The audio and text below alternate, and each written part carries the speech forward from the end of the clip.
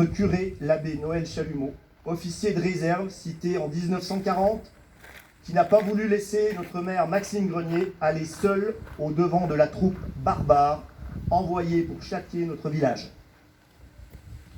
Avant de disparaître, l'abbé Chalumeau, en liaison avec la résistance, avait à plusieurs reprises donné avis et conseils à nos combattants du maquis. Et le matin du 21 août, quelques heures avant sa mort, il célébrait en présence de la population rousselande les obsèques de l'aspirant Sagnières, de son nom de guerre Pierre Sordin, tombé entre la Redoute et l'église lors de l'attaque de la commandanture du 19 août.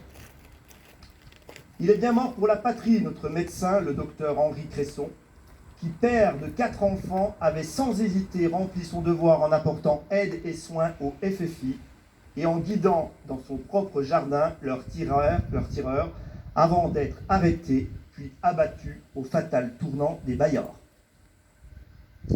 Il est bien mort pour la patrie, Marcel Buffard, qui, pour avoir aidé nos combattants de l'intérieur, fut exécuté devant sa ferme et put voir pendant son agonie sa maison incendiée et sa vieille mère infirme jetée dehors.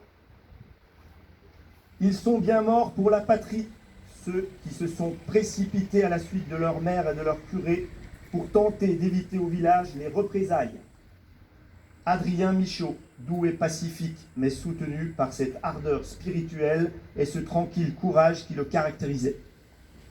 Auguste Salvin, qui avait déjà donné à la France son fils aîné tombé en 1940 lors des combats de Norvège, mais qui, ancien combattant de 14-18, restait prêt à se dévouer totalement. C'est encore un grand jour dans ma vie, disait-il à l'un de ses compagnons, en se portant au-devant de l'ennemi et de la mort.